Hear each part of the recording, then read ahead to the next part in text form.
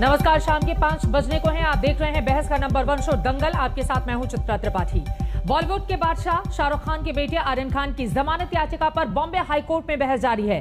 देश के जाने माने वकील मुकुल रोहतगी लगातार उनका केस लड़ रहे हैं। एक मामला अदालत में है तो वहीं दूसरा मामला एनसीबी और महाराष्ट्र सरकार के बीच भी चल रहा है। महाराष्ट्र सरकार में मंत्री नवाब मलिक ताजा आरोपों के साथ एक बार फिर से सामने आए और एनसीबी अफसर समीन वानखेड़े के पर आरोपों की झड़ी लगा दी। लेकिन इन सब के बीच अदालत पर सभी की निगाहें करीब 75 मिनट से हाईकोर्ट में दलीलों का दौर जारी है। आर्यन पर मुकुल रोहतगी अपनी दलीलें दे चुके हैं, वो पूरी हो चुकी हैं। अब इसके बाद आगे क्या फैसला आता है हाईकोर्ट का, ये महत्वपूर्ण रहेगा जानना। लेकिन थोड़ी ही देर में एनसीबी की ओर से अपना पक्ष रखा जाएगा और एनसीबी अपना पक्ष रखते हुए एक बार फिर से आर्यन खान के जमानत का वो विरोध करेगी। जैसा कि लगातार एनसीबी के अधिकारियों की ओर से कहा जा रहा है कि दरअसल अंतर्राष्ट्रीय रैकेट से उनके तार जुड़े हुए हैं, तफ्तीश बहुत जरूरी है और इसके साथ ही अगर आर्यन बाहर आते हैं तो फिर गवाहों को अलग तरीके से प्रभावित करने की कोशिश की जा सकती है। यही तमाम बातें एनसीबी के जो वकील हैं वो रखते हुए नजर आएंगे। कोर्ट के भीतर जो जानकारी निकलकर सामने आई है, फिलहाल मुकुल रोहतगी ने कल लंबा चौड़ा अपना पक्ष रखा था आर्यन खान की ओर से और उनकी ओर से कहा गया था कि दरअसल उनको जिस मामले में जेल हुई है, सलाखों के पीछे है, वो गलती तो आर्यन खान ने की ही नहीं, क्योंकि उनके पास से किसी भी तरह की कोई भी ड्रग्स की बरामदगी नहीं हुई है। तमाम बातें उनकी ओर से कल शाम को कर दी गई थी, हालांकि कल 6 बजे ही। और ये हम आपको दिखा रहे हैं आर्यन की बेल पर बहस के दौरान क्या हुआ है। साजिश साबित करने के लिए व्हाट्सएप चैट नहीं है, अमित देसाई की ओर से ये बातें कही गई हैं। आज कोर्ट के भीतर आरोपियों के बीच कोई व्हाट्सएप चैट नहीं है। इस घटना से व्हाट्सएप चैट का कोई लेना देना नहीं है, अमित देसाई ने यह पक्ष रखते हुए कहा। आपको बता दें कि आर्यन खान और उनके साथ जिन लोगों को पकड़ा है एनसीबी ने, उनकी ओर से ये बातें अमित देसाई की ओर से कोर्ट में रखी गई। कोर्ट रिकॉर्ड से ज्यादा मीडिया में ये चैट दिखता है। 11 ग्राम चरस बरामद, जो गुनाह हुआ ही नहीं उस पर गिरफ्तारी हुई है। अमित देसाई ने आज ये बातें कोर्ट के भीतर कही हैं। तमाम मेहमान हमारे साथ जुड़ेंगे जिनके साथ चर्चा की हम शुरुआत करेंगे, लेकिन सीधे रुक कर लेते हैं मुंबई का। अरविंद ओझा मेरे सहयोगी इस वक्त हमारे साथ जुड़ चुके हैं और साथ ही मुस्तफा शेख भी हमारे साथ मौजूद हैं। लेकिन सबसे पहले अरविंद, आपका रुख करते हुए, चूंकि लगातार आज जो दलीलें कोर्ट के भीतर दी गई हैं वो अपने दर्शकों को हम दिखा रहे हैं, लेकिन सबसे बड़ा सवाल, आज मन्नत रिहाई की आर्यन खान की पूरी हो पाएगी या फिर लग रहा है कि आज भी मामला कल की तरफ फंस सकता है? अरविंद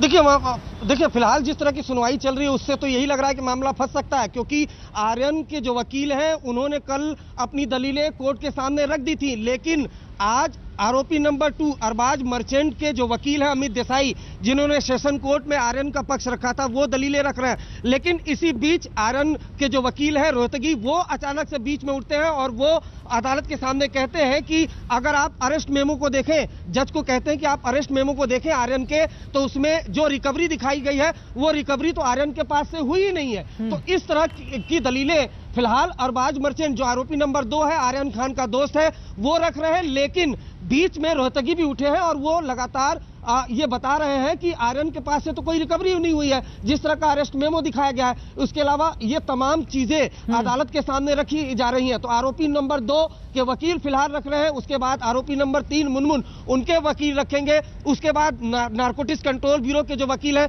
वो काउंटर करेंगे। तो मामला ऐसा लगता है कि फंस सकता है। हालांकि ये सब कुछ निर्भर करता है कि जो जज है वो कितने बजे तक बैठते हैं, कितने देर तक इस पूरे मामले को सुनते हैं, क्योंकि अभी दूसरे आरोपी नंबर 2 की दलीलें जो वकील हैं वो दलीलें सामने रख रहे हैं। उसके बाद आरोपी नंबर 3 वो रखे, वो अपनी वो जो डिफेंस है वो रखेंगे। उसके बाद एनसीबी का नंबर आएगा। लेकिन यहाँ जज ने ये पूछा भी था, चित्रा, बहुत दिलचस्प है कि जज ने पूछा अमित देसाई से कि आप कितना वक्त लेंगे, उन्होंने कहा आधे घंटे लेंगे। तो जज ने कहा कि आधे घंटे तो कर लिए, तो यानी जल्द से जल्द इस मामले को जज भी सुनना चाहते हैं। लेकिन चूंकि 3 आरोपी हैं, आरोपी नंबर 2 के वकील फिलहाल जज के सामने अपनी दलीलें रख रहे हैं। अरविंद, मैं लौटूंगी आपके पास और यहाँ पर हम दिखा रहे हैं कि आज कोर्ट के भीतर देखिए जज सामने की ओर से कहा गया कि क्या इलेक्ट्रॉनिक सबूत ब्रिटेन से मिले 65B के तहत कोर्ट में ये मान्य नहीं है। अमित देसाई जो अरबाज का पक्ष रख रहे हैं, तमाम बातें हम आपको टीवी स्क्रीन पर लगातार दिखा भी रहे हैं। अमित देसाई अरबाज की ओर से कहते हैं फोन सीज नहीं, लेकिन रिमांड कॉपी में उसका जिक्र किया गया है। अपने अपने जितने भी बचाव पक्ष के लोग हैं वो खुद के लोगों को बचाने की पूरी कोशिश कर रहे हैं। पुरजोर कवायद लगातार जारी है, लेकिन क्या रिहाई आज हो पाएगी, ये बड़ा सवाल है। मुस्तफा शेख हमारे साथ लगातार जुड़े हुए हैं। मुस्तफा, 1.5 घंटे से ज्यादा का वक्त गुजर चुका है, कोर्ट के भीतर इस वक्त क्या चल रहा है, क्या जानकारी मिली है मुस्तफा? जी बिल्कुल, जो दर्शक इस वक्त हमारे साथ अभी जुड़े हैं उनको ये बता दें कि बॉम्बे हाईकोर्ट इस पूरे मामले की सुनवाई कर रहा है। अमित देसाई आरोपी नंबर 2 के वकील हैं, लगभग वो कंक्लूड करने वाले हैं ऐसा लगता है। आरोपी नंबर 3 मुनमुन धमीजा के आर्ग्यूमेंट्स वकील की तरफ से अभी भी बाकी है, और साथ ही साथ एनसीबी के जो लॉयर है additional solicitor general Anil Singh, उनके जो तीनों आरोपियों के वकील मिलाकर जो आर्ग्यूमेंट करेंगे, उस सारे आर्ग्यूमेंट्स को काउंटर करने का काम अनिल सिंह का होगा। तो एक तौर पर आप देखें तो इस केस में अभी भी काफी ज्यादा आर्ग्यूमेंट्स बचे हुए हैं। साथ ही साथ अगर आप जो इंपॉर्टेंट आर्ग्यूमेंट्स आज किए गए अमित देसाई की तरफ से अरबाज खान के लिए, उस पर नजर डालें तो उस पर यह बात निकलकर सामने आती है कि अरबाज के पास से भले ही ड्रग्स बरामद किए गए हो, लेकिन उसे कॉन्स्पिरेसी का नाम देना ये चीज गलत होगी, क्योंकि कंजम्पशन की बात मान्य की जा सकती है, लेकिन इस पूरे मामले में व्हाट्सएप चैट्स को जो दिखाया जा रहा है वो कहीं ना कहीं कोर्ट को मिसलीड करने के लिए किया जा रहा है। चित्रा, ये महत्वपूर्ण है, लेकिन इन सब के इतर देखिए कोर्ट के भीतर जो कुछ चल रहा है वो लगातार अपने दर्शकों को हम जानकारी भी दिखा रहे हैं। आर्यन की बेल पर मुकुल रोहतगी की क्या क्या दलीलें रही, एक बार उसको देख लीजिए, उसके बाद मेहमानों के पास हम चलेंगे। उनका यह कहना है कानून कहता है गिरफ्तारी का ठोस आधार दे, साजिश साबित करने के लिए व्हाट्सएप चैट पर्याप्त नहीं है। अमित देसाई जो अरबाज का पक्ष रख रहे हैं उनकी ओर से कहा गया, अमित देसाई की ओर से यह भी कहा गया आरोपियों के बीच कोई व्हाट्सएप चैट नहीं है, यानी कि जो बात बार बार एनसीबी की ओर से एस्टैब्लिश करने की कोशिश की जा रही है, इस घटना से व्हाट्सएप चैट का कोई लेना देना नहीं है। ये भी बातें अरबाज के वकील अमित देसाई करते हुए नजर आए। अब आगे क्या होगा, सबके जेहन में यही सवाल है अरविंद। एनसीबी की दलीलें निचले कोर्ट में तो कोर्ट ने मान ली, जिसके बाद आर्यन और उनके तमाम लोगों को जेल जाना पड़ा, लेकिन अब सवाल यह है कि हाईकोर्ट में क्या? जी बिल्कुल, हाईकोर्ट में क्या और इसी का इंतजार है। देखिए कल नारकोटिक्स कंट्रोल ब्यूरो की टीम ने 2 अलग से हलफनामा भी दाखिल किया था और सबकी नजर उसी हलफनामे पर है। दरअसल नारकोटिक्स कंट्रोल ब्यूरो की टीम ने मुंबई हाई कोर्ट में ये कहा कि जो शाहरुख खान की मैनेजर है पूजा ददलानी, वो इस केस को इन्फ्लुएंस करने की कोशिश कर रही है। तो क्या नारकोटिक्स कंट्रोल ब्यूरो की टीम एक नया आधार, एक नए एविडेंस को लेकर जो डिफेंस है उसको काउंटर करेगी? ये अपने आप में दिलचस्प होगा, क्योंकि डिफेंस के जो लॉयर हैं वो तमाम अपनी दलीलें तो रख ही रहे, लेकिन सभी को तो इंतजार है नारकोटिक्स कंट्रोल ब्यूरो क्या कहता है। क्योंकि आपको बता दूं कि लगातार पिछले दिनों की बात की जाए तो ये केस जो शुरू हुआ था वो क्रूज ड्रग्स पार्टी से शुरू हुआ था।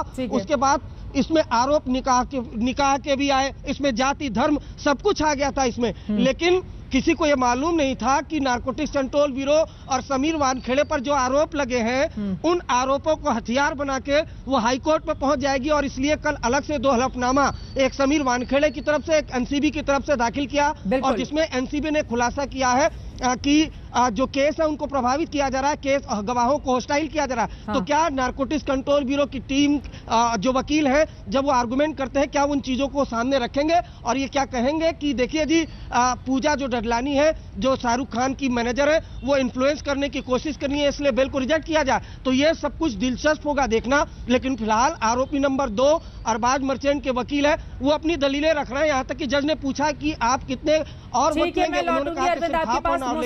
हमारे साथ जुड़े हुए हैं, लेकिन उसके पहले दर्शकों को जल्दी से दिखा देते हैं आर्यन की बेल पर मुकुल रोहतगी की ओर से जो उनका पक्ष रख रहे हैं, उन्होंने कोर्ट के भीतर क्या दलीलें रखी। आप आर्यन खान का अरेस्ट मेमो देखिए, जज साहब से ये बातें कहते हुए नजर आए, वो जो सामान मिला नहीं अरेस्ट मेमो में उसका जिक्र आखिर कैसे आ गया है, ये बातें कहते हुए मुकुल रोहतगी नजर आए। आगे वो कहते हैं कानून कहता है गिरफ्तारी का ठोस आधार दे, लेकिन यहां पर तो एनसीबी के पास गिरफ्तारी का कोई भी ठोस आधार नहीं है। एनसीबी के पास फोन चैट है, रिकॉर्ड है, लेकिन हमें गलत जानकारी दी गई, बिना कुछ मिले आप पर तमाम धाराएं लगा दी जाती हैं। ये बात भी मुकुल रोहतगी करते हुए नजर आए। आपको बता दें कि आर्यन खान के ये तीसरे बड़े वकील हैं जो इस पूरे मामले की पैरवी कोर्ट के भीतर करते हुए नजर आ रहे हैं, और इस तरह से उन्होंने अपनी दलीलें रखी। और इस वक्त की बड़ी खबर आपको दे देते हैं, आर्यन केस में अब तक की सबसे बड़ी खबर इस समय ये आ रही है कि अमित देसाई की हाईकोर्ट में दलील खत्म हो गई है। अरबाज की ओर से अमित देसाई हाईकोर्ट में अपनी दलील रख रहे थे और अब मुनमुन के वकील दलील शुरू कर चुके हैं। ज्यादा जानकारी देंगे मुस्तफा शेख। मुस्तफा, मुनमुन के वकील की दलील शुरू हो चुकी है, क्या जानकारी मिल रही है? जी बिल्कुल, काशिफ अली खान जो मुनमुन धमेचा के लॉयर हैं, उन्होंने अपनी दलीलों को शुरू कर दिया। इसके साथ ही आरोपी नंबर 3 मुनमुन धमेचा की जो आर्गुमेंट्स है वो शुरू हो गई है कोर्ट में। और जैसे ही आर्गुमेंट शुरू गए काशिफ की तरफ से, उन्होंने ये कहा कि मुनमुन एक फैशन मॉडल है, वो वहां पर पार्टी करने के लिए गई हुई थी, उन्हें अरेस्ट में लिया गया, उसके बाद उनसे जो भी रिकवरी हुई वो कोर्ट में दिखाई गई। लेकिन इस पूरे मामले में कॉन्स्पिरेसी है ऐसा बताना कहीं ना कहीं ठीक नहीं है। अभी अभी काशिफ ने अपने आर्गुमेंट शुरू किए हैं, लगभग 5 बजकर जा चुके हैं। ऑफिशियल टाइम तो कोर्ट का खत्म हो चुका है, लेकिन उसके बाद भी कोर्ट हियरिंग में है, सेशन कहीं ना कहीं शुरू है। और ये उम्मीद लगाई जाएगी कि अब जब उनके आर्ग्यूमेंट खत्म होते हैं उसके बाद एनसीबी को इन तीनों वकीलों ने जो दलीलें दी हैं उसको आर्ग्यू करना है, उसके ऊपर दलीलें देनी है, केस के साइटेशंस देने हैं। तो इसमें समय लग सकता है। ये कितना समय लगेगा, ये जब एनसीबी के आर्ग्यूमेंट्स खत्म हो जाएंगे तभी पता पाएंगे। चित्रा, कल तो 6 बजे ही अब कोर्ट की कार्रवाई खत्म हो गई और आज तक के लिए 2:30 बजे तक के लिए मामले को टाल दिया गया था कि दोबारा से सुनवाई 2:30 बजे शुरू होगी। क्या आज भी इस तरह की स्थिति बन सकती है मुस्तफा? और आप बता रहे हैं कि अभी पहले मुकुल रोहतगी की दलीलें खत्म हुई थी, उसके बाद हम सब ने देखा कि किस तरह से अरबाज के वकील की ओर से अपनी दलीलें अमित देसाई ने रखी, मुनमुन के वकील अभी अपनी दलीलें पेश कर रहे हैं और इसके बाद बारी आएगी एनसीबी की। एनसीबी के वकील अपना पक्ष रखेंगे।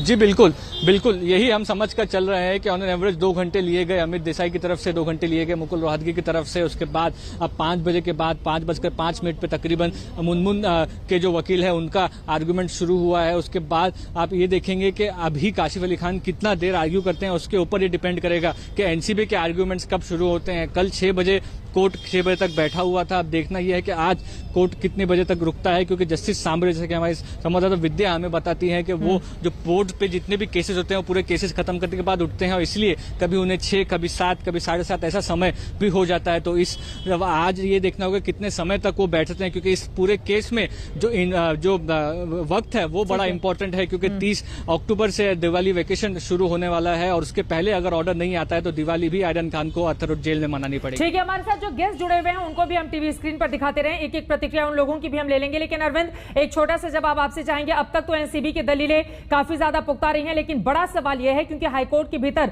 इस बात का जवाब देना होगा कि सिर्फ व्हाट्सएप चैट के आधार पर आपने अब तक की कार्रवाई की है, तो व्हाट्सएप चैट चूंकि सेकेंडरी माना जाता है, किसी भी मेन सबूत को हासिल करने के लिए उस तक पहुंचने की कोशिश क्या एनसीबी की ओर से कामयाब रही है? कोई जानकारी मिली है इस बारे में? जी देखिए, सबसे पहले तो आपको बता दूं, जो काशिफ अली खान है, जो मुनमुन के वकील हैं, उन्होंने अभी अभी कहा है जज को कि वो सिर्फ 20 मिनट का लेंगे आर्गुमेंट करने के लिए। तो 20 मिनट का लेंगे। अब ये देखते हैं कि वो 20 मिनट में कंप्लीट कर पाते हैं कि नहीं कर पाते हैं। रही बात दूसरी, मैं आपको बता दूं कि दरअसल ये केस है क्या। इस केस को नारकोटिक्स कंट्रोल ब्यूरो ने कॉन्स्पिरेसी के तहत दिखाया है।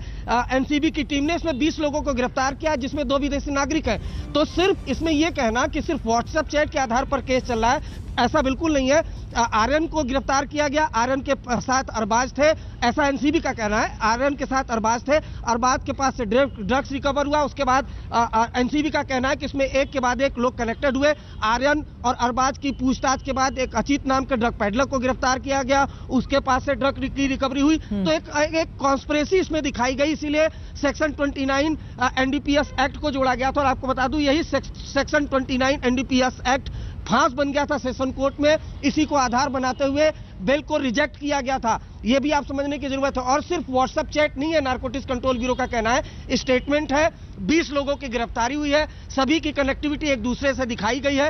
अब डिफेंस के जो लॉयर है उसको किस तरीके से एनसीबी के इस दावों को काउंटर करते हैं, यह देखना दिलचस्प होगा, नंबर 1। और नंबर 2, जब एनसीबी तीनों जो डिफेंस लॉयर है उनके जो दलीलें हैं उनको किस तरह से काउंटर करती है, ये सब कुछ उस पर निर्भर करता है। तो इंतजार लगभग एनसीबी के लॉयर का है, वो क्या काउंटर देते हैं, वो क्या खुलासे करते हैं, इस पर सब कुछ निर्भर करता है। लेकिन इस केस में सिर्फ व्हाट्सएप चैट ही नहीं है, इसमें अलग अलग लोगों से अलग अलग रिकवरी हुई है, जिसमें चरस है, जिसमें एमडीएमए है, जिसमें हार्ड ड्रग्स है, इस तरह की रिकवरी हुई है। हाँ, जरूर यह है कि जो आर्यन है उसके पास से किसी तरह का ड्रग रिकवर नहीं हुआ है, और बार बार उनके वकील यही कह रहे हैं कि ड्रग्स कंजम्पशन का सबूत नहीं है, क्योंकि मेडिकल नहीं हुआ। आपके पास महत्वपूर्ण जानकारी आप दे रहे हैं, आप दोनों हमारे साथ लगातार जुड़े रहिए। जैसे ही कोई और खबर आती है तुरंत आप बताइएगा। अरविंद ओझा और मुस्तफा शेख हमारे साथ मुंबई से जुड़े हुए हैं, पल पल की जानकारी आप तक पहुंचा